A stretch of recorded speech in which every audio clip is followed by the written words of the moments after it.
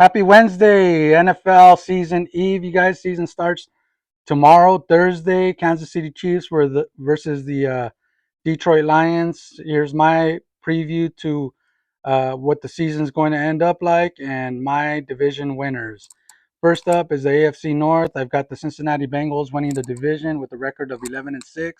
They've got Joe Burrow at quarterback, Jamar Chase at wide receiver, T Higgins, and Joe Mixon at running back. Second place, I've got the Ravens at a record of 10-7, and the Steelers with a record of 10-7 as well. I think they'll be battling for that second place in that division. I think this division is going to beat each other up throughout the season. I don't see one of these teams running away with the division.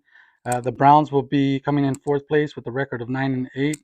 Deshaun Watson in his second year, he didn't look very good last season, but maybe with the full season training camp and everything under his belt, he might turn things around. But I do think that this division is going to be a gauntlet for whoever wins it.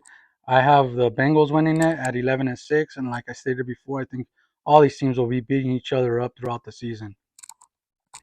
Next division is the AFC South. I've got the Jaguars at 12-5. Of course, they're the cream of the crop in this division. Tennessee Titans coming in second with a record of 10-7.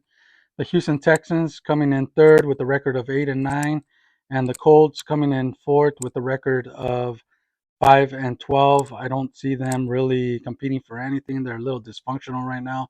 I'm not sure what Jim Irsay is doing over there with regards to ownership for this team. This team is all over the place, and I don't really know what they're planning to do or what future plans are for the team. But they're a little dysfunctional.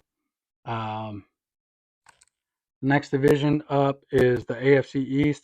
I've got the Buffalo Bills winning the division, even though I know the New York Jets are getting all the hype. Aaron Rodgers and that defense is legit, but I think Buffalo, they've been doing it for a while now, and I think they've got an extra year under their offensive coordinator. And I think that Josh Allen, Stephon Diggs are still the cream of the crop in that division. I think they'll win it with a record of 12-5. There's another one of those divisions where all the teams will be beating each other up, top to bottom. There are no easy games in this division. This is going to be one to watch throughout the season. I think the Jets finish off at 11-6. I don't think that offensive line is very good. I think they're going to get Aaron Rodgers killed in certain games, especially within that division, because all the defenses are pretty legit in the AFC East. I think Miami finishes off at 10-7. I'm not a big Tua fan. I don't know if he can make it through the season healthy. They have the best one-two punch at wide receiver with Waddle and Tyreek Hill, but you need a quarterback to throw it to you, and I don't know if he can stay healthy. So I'm putting them in at third at 10-7, and the Pats coming in fourth place at 9-8. I just don't think the Pats match up or are as talented offensively against those other three teams in that division. I think that's what's going to come back to hurt them. I'm not sure either what they really, if they really do believe in Mac Jones. Sometimes it seems like Bill Belichick is just kind of like putting up with Mac Jones more than anything. Next division is the NFC South. I got the New Orleans Saints winning that division with Derek Carr under center with a record of 11-6. This division by far has the easiest schedule of any division in the NFL, top to bottom. They've all got, I think they're all top 10 and the easiest schedules in the NFL. And I think the New Orleans Saints, with the changes they've made, they should win this division. They're the most experienced team in this division, but I don't think their offensive line is all that great, and I think their defense is also long in the tooth. They weren't really good against the run last year or the previous year, and I think that that will continue this year. I mean, they still have the Honey Badger there, and they have some talent on the defensive side of the football. But overall, I mean, I think the fact that they're winning this division is just says more about the lack of quality in the division. Second place for that division, I would consider the Atlanta Falcons coming in at 9-8. Carolina Panthers at 8-9. Bryce Young's going to take his bumps and bruises throughout the season. I'm not sure if that offensive line will be able to keep him upright. He's a little bit smaller in size, and I don't know if he can take the pounding that he's going to receive in the NFL. They brought in Adam Thielen, Miles Sanders, running back, uh, which were, I mean, good additions to the team, but I still think they're about a year away. They've got a good defense. Their linebackers are really solid. They got Brian Burns and what's his name, Tuvu, or they're a solid team, but I think they're still about a year away. Bringing up the pack for the NFC South is the Tampa Bay Buccaneers. I don't think the Buccaneers, to me, they're going to be a very good team. I think they're going to be in the running for the number one pick in the NFL. Yeah, I mean that's about all I can say about them. I don't think they're very good. They just lost Jensen for the season. Baker Mayfield is their quarterback. They have two good wide receivers in Godwin and Mike Evans, but uh, can they give the quarterback time? I don't know. That offensive line's been hurting for a while. So next up is the NFC North. I've got the Lions winning this division at 11-6, with the Vikings at 10-7. The Vikings last year won 9 one possession games. I don't think that trend will continue. I think they're going to lose a few of those games this year. So I think they will come in second place with the record of 10-7. The Green Bay Packers, to me, will be coming in at 9-8 in third place. Jordan Love, I don't know if it's going to be his first full-time season under center, and it's going to be interesting to see his growth development throughout the season. They have a very good defense, but I guess the biggest question mark is quarterback. And since he's handling all your snaps, it's to me, I think they're a team that's ripe for a 9-8 season. Maybe next year, if you really put something together this year, next year might be a year where they climb back up to the top of this division. But for right now, I think I think the Lions are the cream of the crop in this division. And bringing up the rear of the division is the Chicago Bears. I don't think the Bears. I don't know if they did enough. Justin Fields is a solid player, but uh, I mean, I don't know if there's enough there to help him carry the load. Um, Next up is the NFC West. Uh, I'm taking the 49ers. I mean, I think they're the cream of the crop in that division. Uh, 12-5, maybe even 13-4. The only reason I gave them a 12-5 record is because they're playing a tough schedule this year, and but I like everything they're doing, man. They're just a well-run organization. Obviously, they made um, you know, everybody's giving them slack for the Trey Lance, uh, you know, decision to trade up for him. But I mean, those things happen. I really like the defense on this team is just solid. Offensively, they got weapons all over the place. The only question mark I have with the 49ers is will Purdy be um, healthy? And it's his second year full time this year with the team, and teams are going to be game planning for him specifically. So it's going to be interesting to see the adjustments that other teams make, and also the adjustments that the 49ers make to win these games. But I think they'll win that division at 12-5. The Seahawks coming in second place at 11-6. I think this division, it's going to be a battle for both of these teams. They're going to be battling throughout the season to win the division. But I think the 49ers, they're just a little more experienced. They have a better coach. Uh, and, I think they've got everything there to win the division and really go far in the playoffs. Um, Third place, I think it's going to be the Rams with a record of 7-10. I think the Rams are somewhere there. Cooper Cup is not 100%. Obviously, he's already starting the season with the hamstring issue. Uh, Matt Stafford is a little bit older. I'm not sure how strong that offensive line is. Cam Akers, he was coming off of an Achilles injury a couple years back, and the defense has lost some players. They still have Aaron Donald, but I just don't think they have enough to battle the Seahawks or the 49ers for the division. And the Cardinals, they're just the dumpster fire. I don't know what they're doing. They look like they're going to be battling for the number one pick in next year's draft. which will be interesting because I don't. They just signed their quarterback to a long-term deal, so it's going to be interesting what they do. Maybe they'll flip that for extra picks, but I don't know. It's really a an organization that I don't know what they're doing. Next up is the NFC East. I think for me, the Eagles will win this division. The Eagles, they've lost a lot of players, but I think they've kept their core for the most part. I think they'll win the division with a record of 13-4. I think the Cowboys will come in second place at 12-5. I really like the Cowboys. Their defense is solid.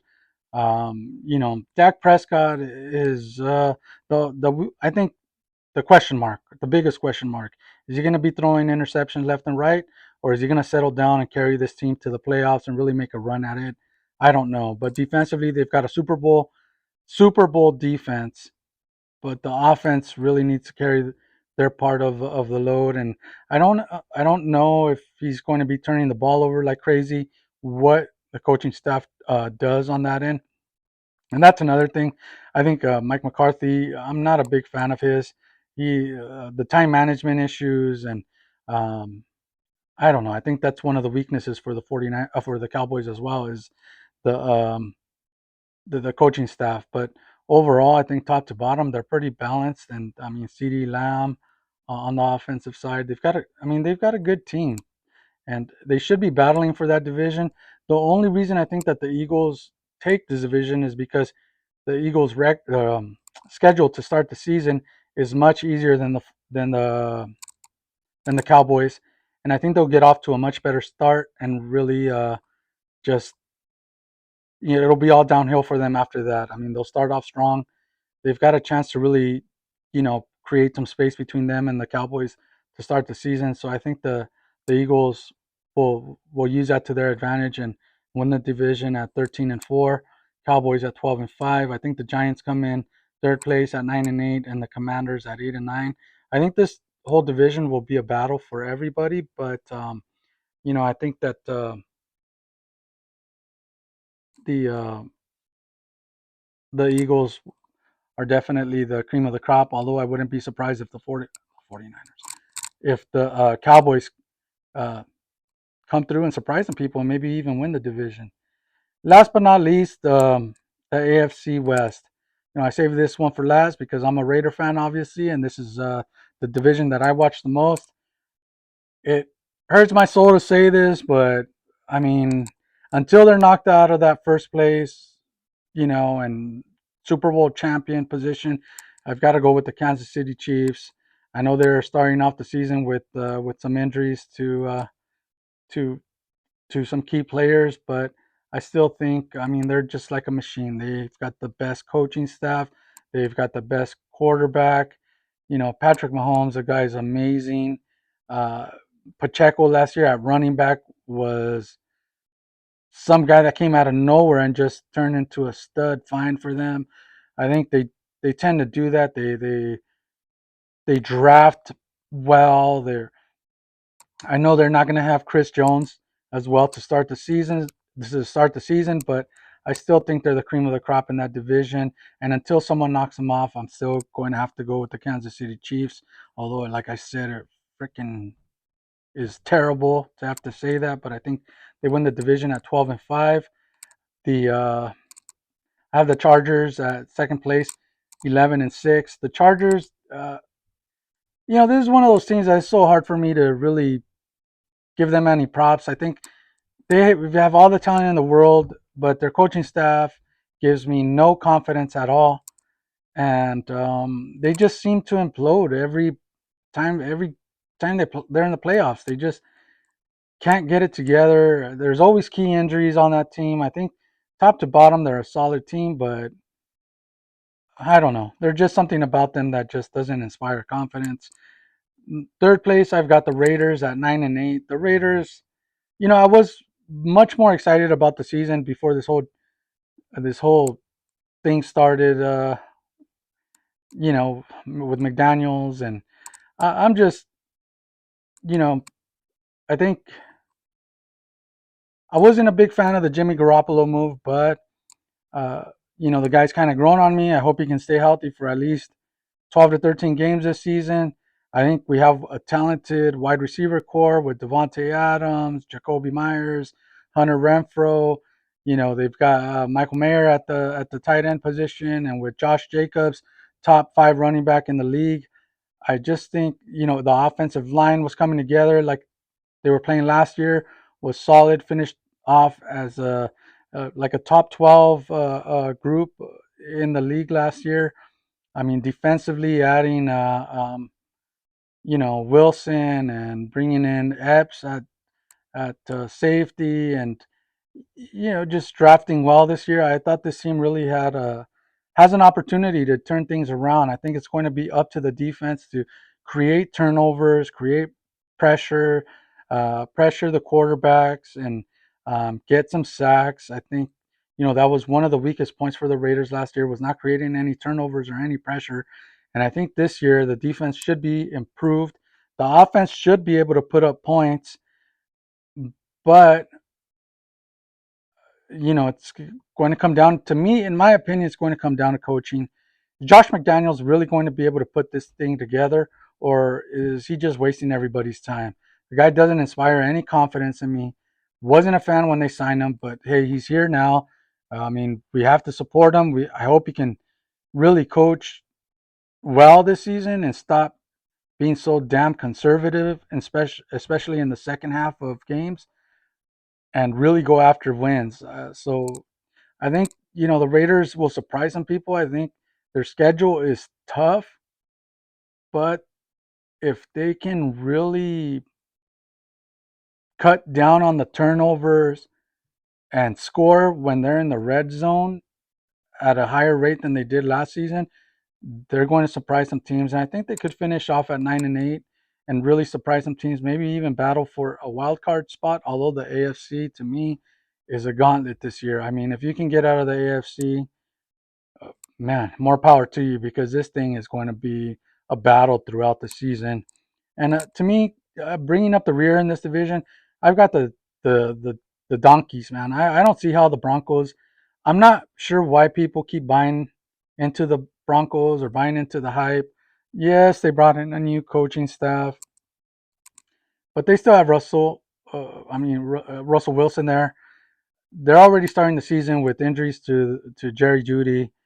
Um, their offensive line last year had Wilson running for his life. I don't know if they've really. I know they've brought in a couple players and they've improved the offensive line, but I don't know. I'm just not buying into that team. I know all these media pundits are out here just get throwing them all the flowers in the world and giving them all the hype. I'm not buying into the Broncos, and I don't think they're going to be that much better. And I think there's going to be a lot of drama between the coaching staff and Russell Wilson, especially if things don't go well to start the season. But anyways, that was my 2023 season breakdown. Hope you guys enjoyed it, and look forward to an awesome 2023 season. Watching football, and hopefully our teams all perform well. I hope you guys enjoyed it. Give me your thoughts. Thanks.